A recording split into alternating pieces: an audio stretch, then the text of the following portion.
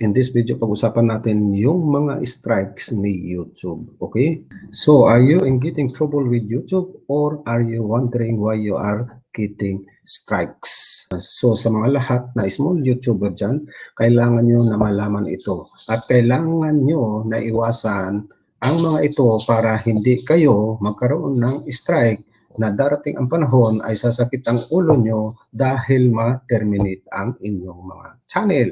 At mag-goodbye na ang inyong channel at you cannot see it anymore. Okay, so dyan lang kayo at pag-usapan natin yung 6 na klase ng strike na po pwede ma-terminate yung inyong channel. Okay?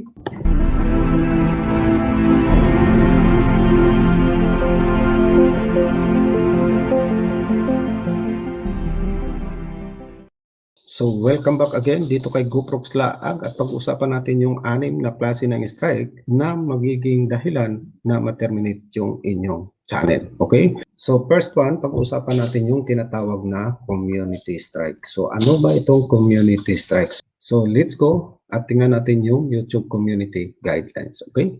So, ito yung YouTube community guidelines and then I'll leave the link on my description para mabasa nyo rin ito. So, bakit po kayo magkakaroon ng community strike? So, ito yung YouTube community guidelines. When you use YouTube, you join a community of people from all over the world. The guidelines below help keep YouTube fun and enjoyable for everyone. If you see content that you think violates these guidelines, use the flagging feature to submit it for review by our YouTube staff. So, yung flagging features, makikita nyo ito. So, ito yung flagging features. Makikita nyo ito sa halos lahat ng mga content natin. Mayroon tayong nakikita na flag or either na mayroong 3 dot doon, pindutin nyo lang and then may flag doon na you can report kung mayroon silang nababiolate. Okay? So, ang tanong, bakit po tayo nagkakaroon ng mga community strike? So, kailangan basahin nyo ito. Okay? Yung spam and deceptive practices and then sensitive content, violent or dangerous content, and regulated goods. So, kung halimbawa na kayo ay baguhan pa lang at gusto nyo na magsimula ng YouTube, kailangan po na basahin nyo yung mga terms and conditions and yung community guidelines ni YouTube.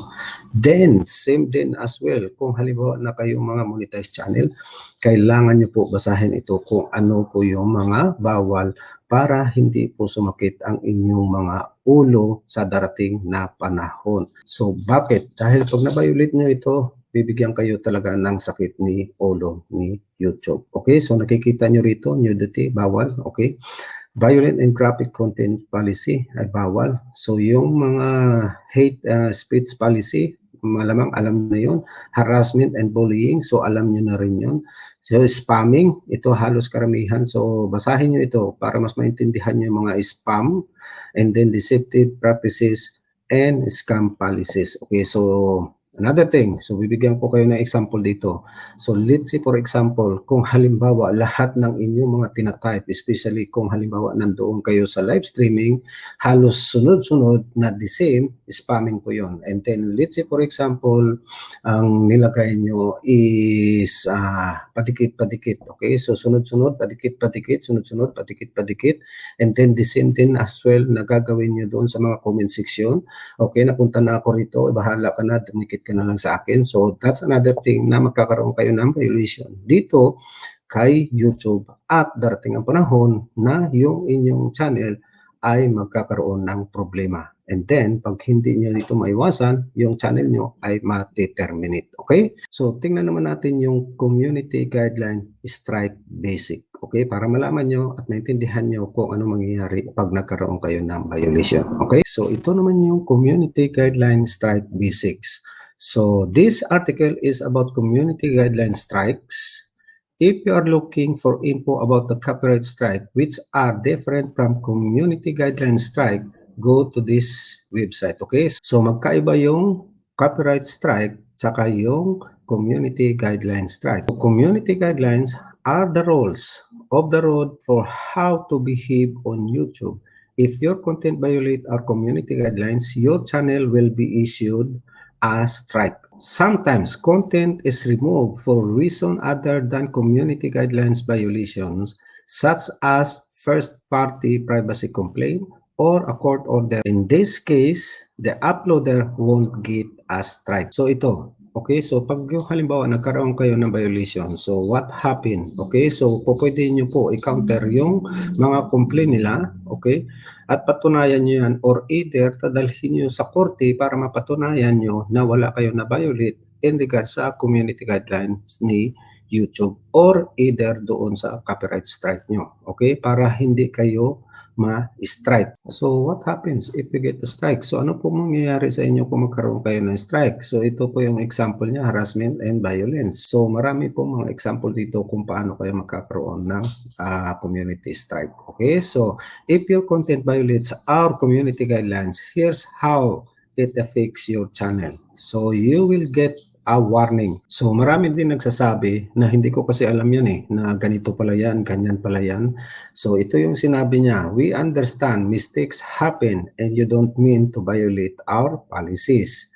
That's why the first violation is usually only a warning. Note that you'll only be warned once and this warning will remain on your channel. Okay, so problema nito, pag nagkaroon kayo ng violation to, yung warning ay magre-remain sa inyong channel. So, ibig sabihin, nandiyan lang siya every single time. The next time your content is found to violate the community guidelines, you'll get a strike, sometimes in a single case, or severe abuse will result in channel termination without warning. If you think we made a mistake, you can appeal the warning. So yun, dito, okay?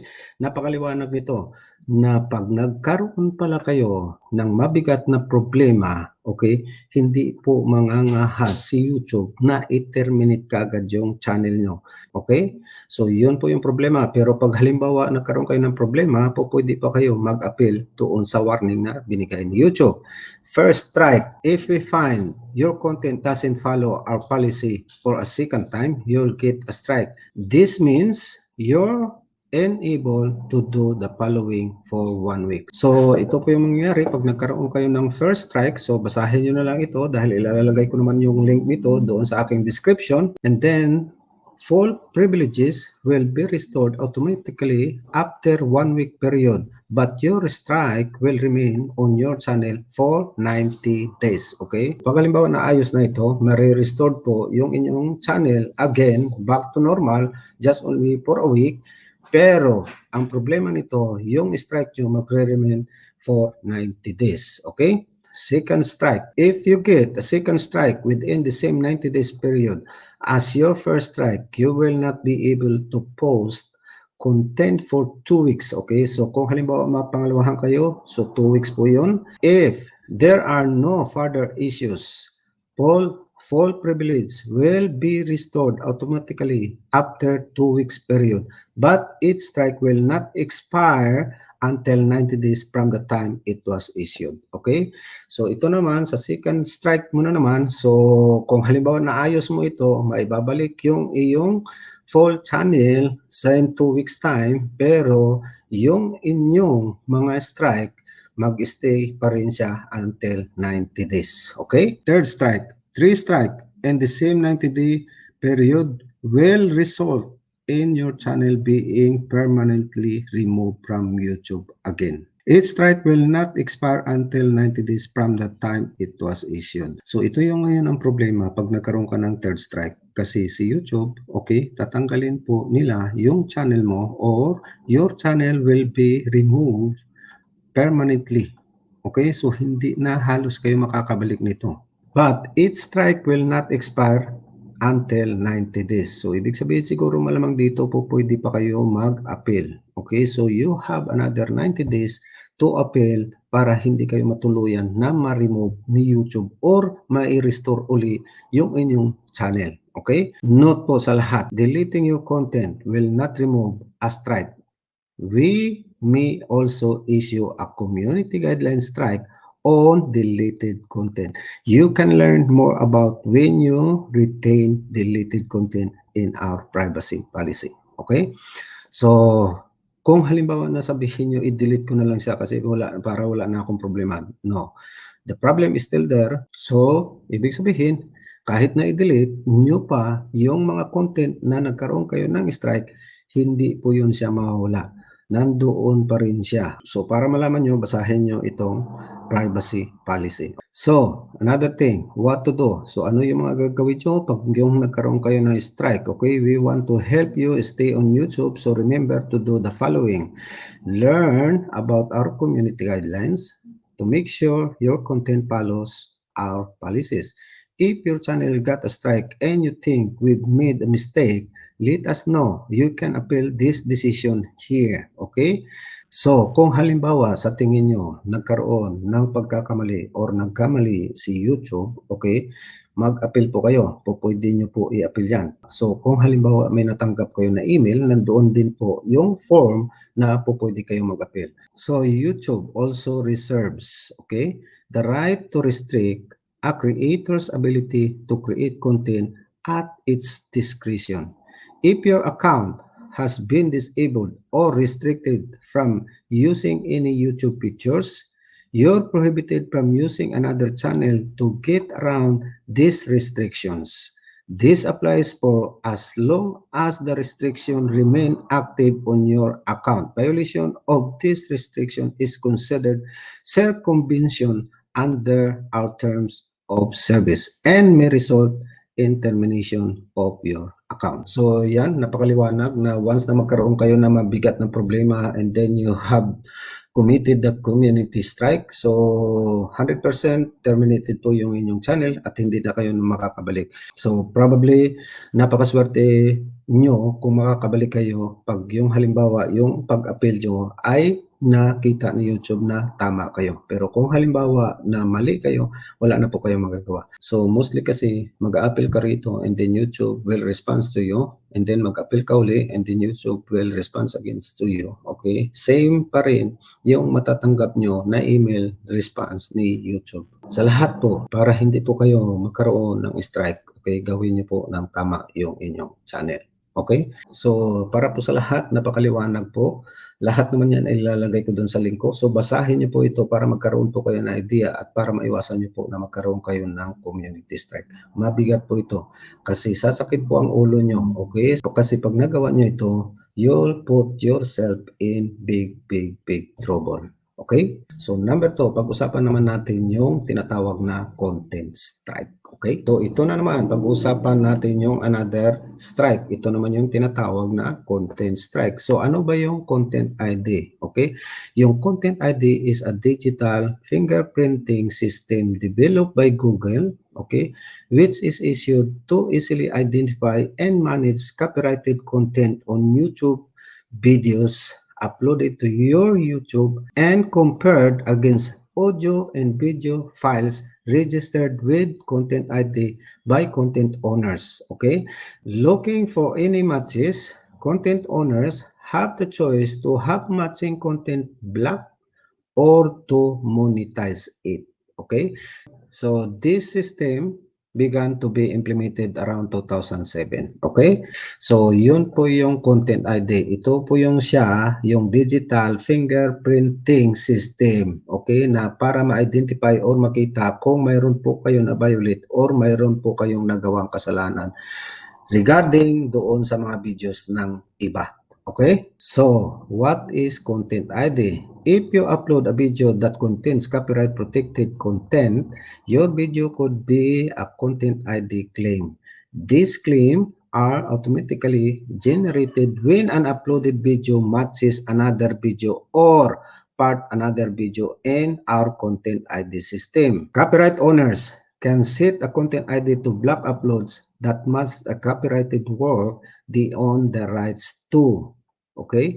They can also allow the claimed content to remain on YouTube with ads. Okay? In this case, the advertising revenue goes to the copyright owners of the claimed content. So ito yung kagandahan nitong content strike. Okay? Dahil kung sino po yung may-ari nito, siya po yung may karapatan kung halimbawa i-strike kayo or either na i-block niya yung content niya na hindi makalabas sa inyong channel or either na magkaroon kayo ng, especially kung halimbawa monetized channel kayo, magkaroon kayo ng share revenue. Okay?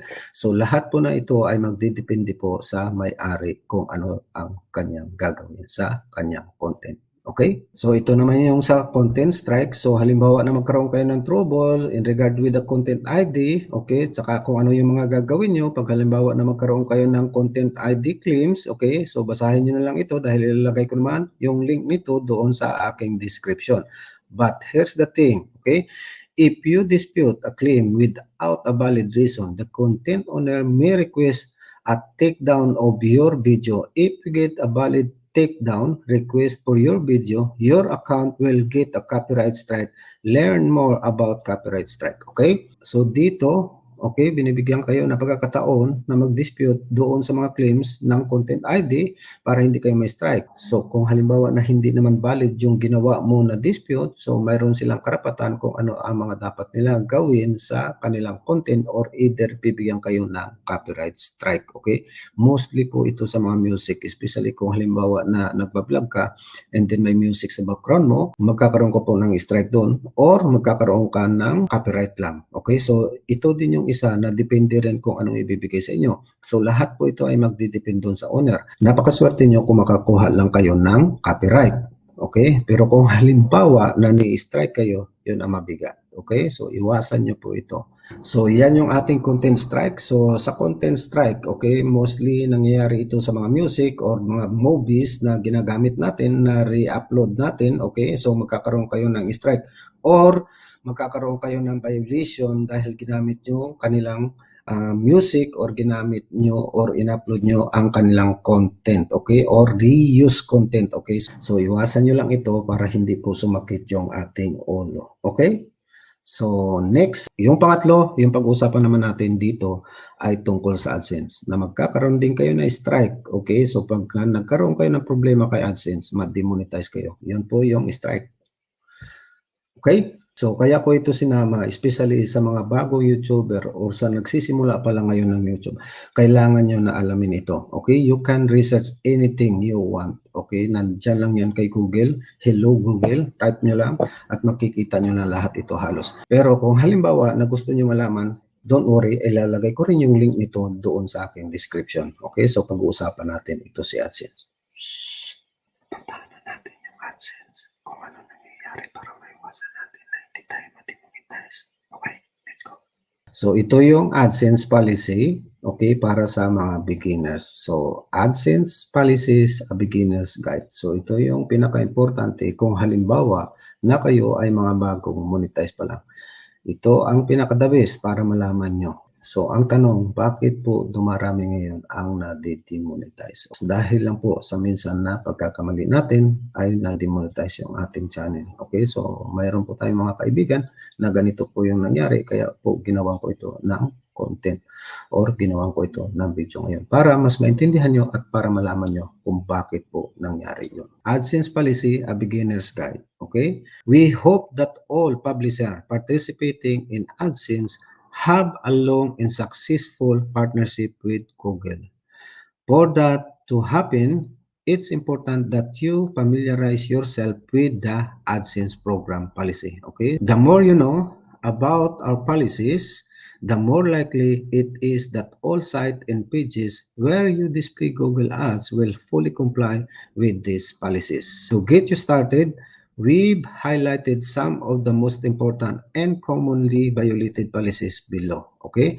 These simple rules aren't a comprehensive list of our policies, but following them will help keep your account in good standing. So ito, basahin nyo lang yung program policy dahil marami po itong policy, pero mayroon siyang binigay na example dito na mostly na ito ang nangyayari sa mga bagong monetize or sa mga monetized channel, yung tinatawag na clicks and impressions. Okay? So basahin nyo lang ito at magkakaroon kayo ng idea in regards doon kay AdSense policy. Pero mayroon siyang nilagay dito na ito yung pinaka-importante na mostly nagkakaroon ng problema sa mga monetized channel. Okay?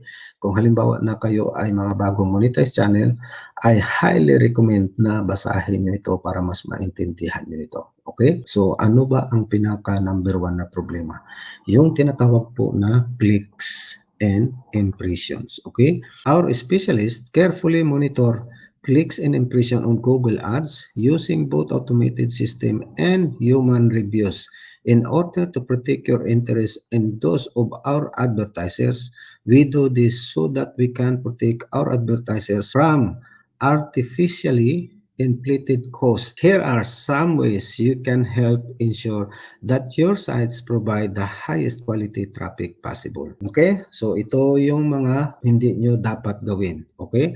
Don't click your own Google Ads. Don't ask anyone to click your Google Ad. So ito lang yung dalawa ang babasahin ko kasi ito yung common na lagi nangyayari po. Kasi marami na po ako mga kaibigan dito. Okay, so na ganito po ang nangyari sa kanila. Now, here's the thing. It doesn't matter kung halimbawa na accidentally nyo na nagawa ito. Wala pong nakikita si AdSense or si YouTube na accidentally nyo nagawa. So, ano ba ito siya? So, ibig sabihin ito, let's say for example, pinapanood mo yung sarili mong content and then na-click mo. Pag yung may nakita kayo na thumbs up, thumbs down doon, and then may na-click kayo doon, either yung like or either yung doubt, it's just the same. So, may strike po kayo doon. Okay? Kasi against po yun doon sa ecosystem ni AdSense. So, kaya kailangan na iwasan natin ito. And then the rest, basahin nyo na lang. Okay? Dahil ilalagay ko naman yung link nito sa baba. So, yan po yung ating AdSense policy. Okay? So, yun po yung AdSense policy. Okay?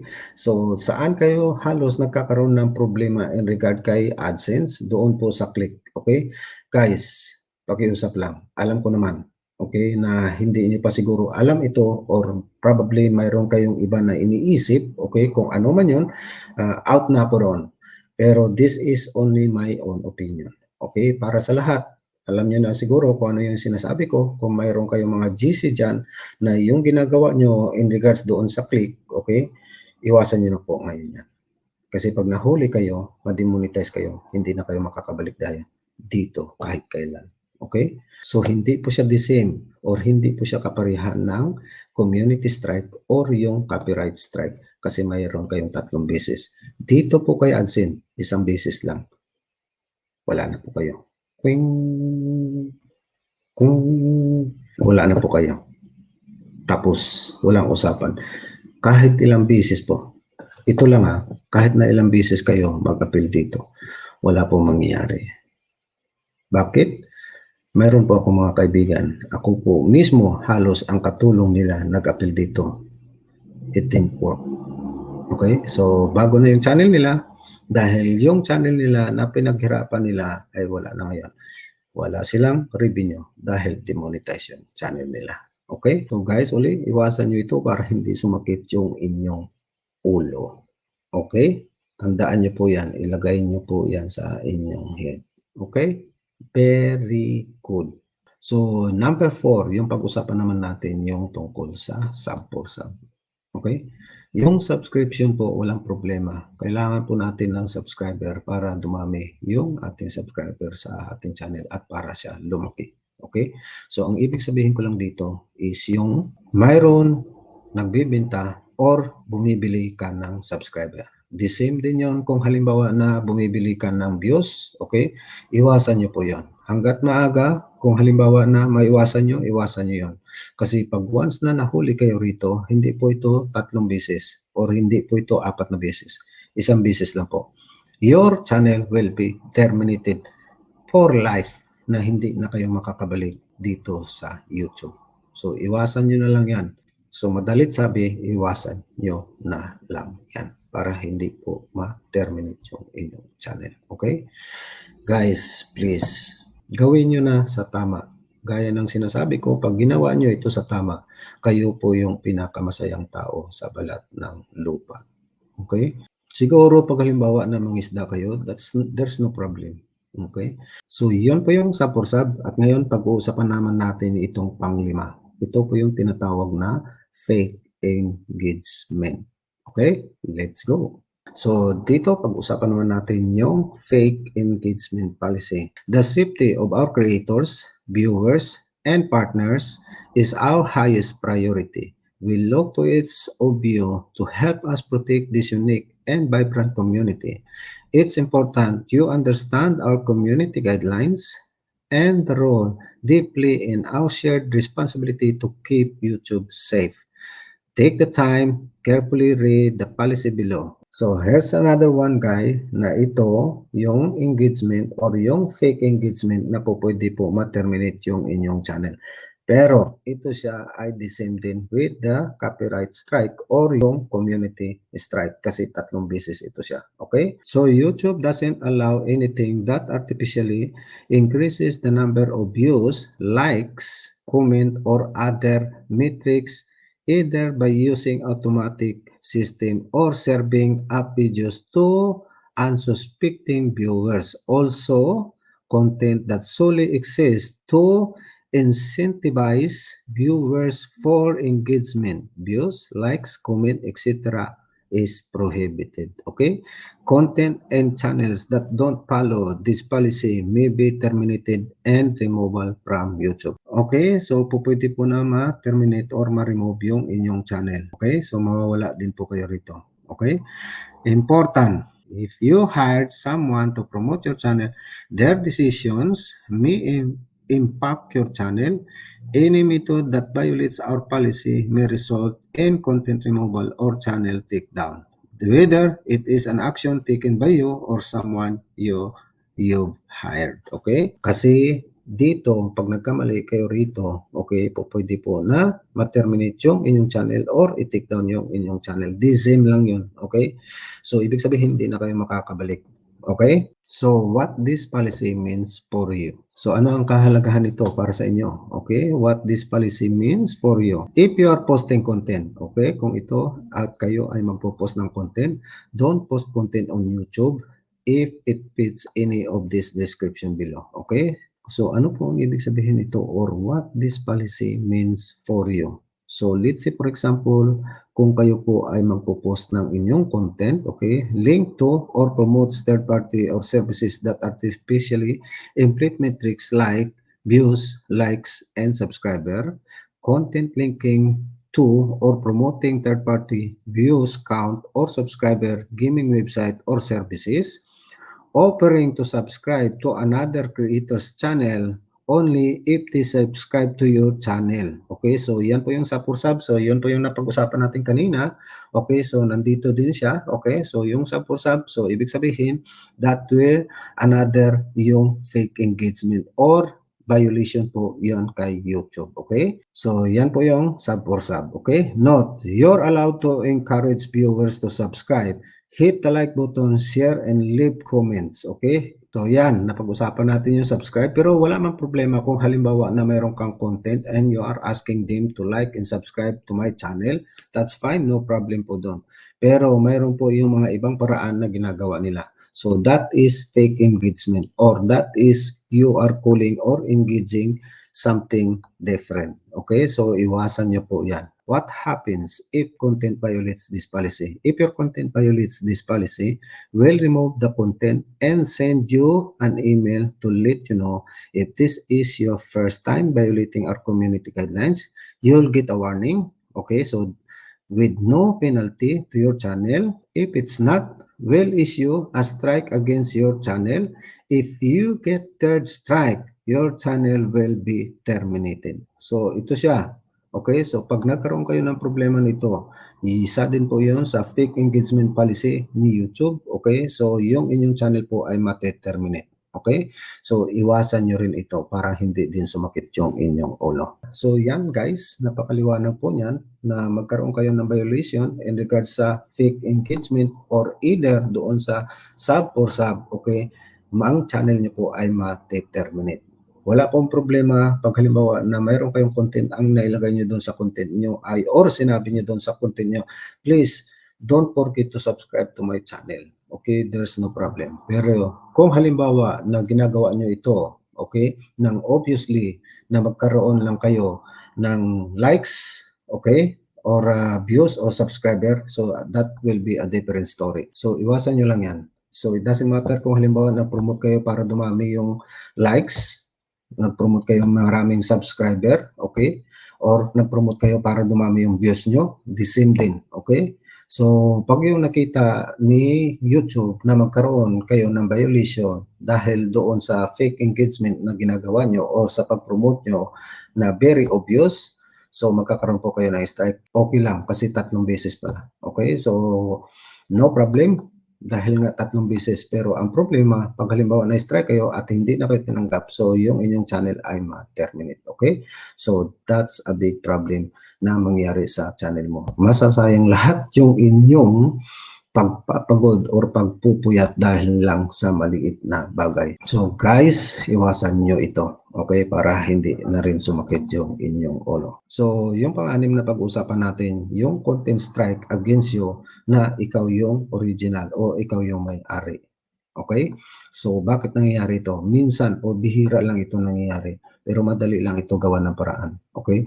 Kasi po pwede mo ito ma-i-appel kay YouTube na ikaw talaga yung gumawa nito kung mayroon kang pruweba na sa iyo talaga yung sarili na content. Kaya lahat po, okay, pwede niyo po gawan na magkaroon po ng content ID lahat po ng inyong content. Probably the next time pag-usapan or gagawa natin ng content dyan para malaman niyo rin kung paano magkaroon ng content ID yung inyong content. Okay? Pero yung the last po na itong content na na-strike ka ng sarili mong content, there's napakadali lang po yun ito, okay, na magawa ng paraan. Kaya lang, masakit pa rin sa ulo dahil ikaw na magawa, ikaw pa rin ang ni-strike nila, okay?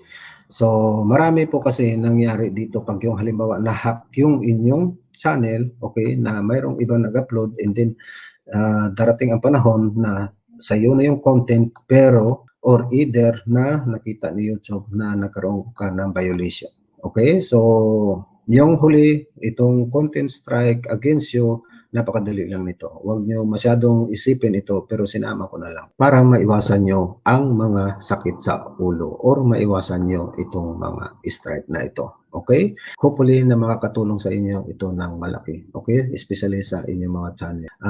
Isa lang masasabi ko sa ating lahat. Kung halimbawa na pangabagong YouTubers pa lang kayo or mga bagong monetize pa lang kayo, iwasan nyo na po gumawa ng hindi maganda para hindi po ma-terminate or hindi po sasakit ang inyong ulo sa darating na panahon. Tandaan nyo po, ang pagsisisi ay lagi nasa uli. So sa lahat ng mga bago at sa mga hindi pa nakasubscribe sa aking channel, please do subscribe. I-hit nyo po yung bell all para ma-notify po kayo every time na magkaroon po ako ng bagong content. So guys, maraming salamat sa inyong lahat and God bless you all at ingat-ingat po especially sa pandemic ngayon. Goodbye, goodbye. Bye, bye, bye. Thank you.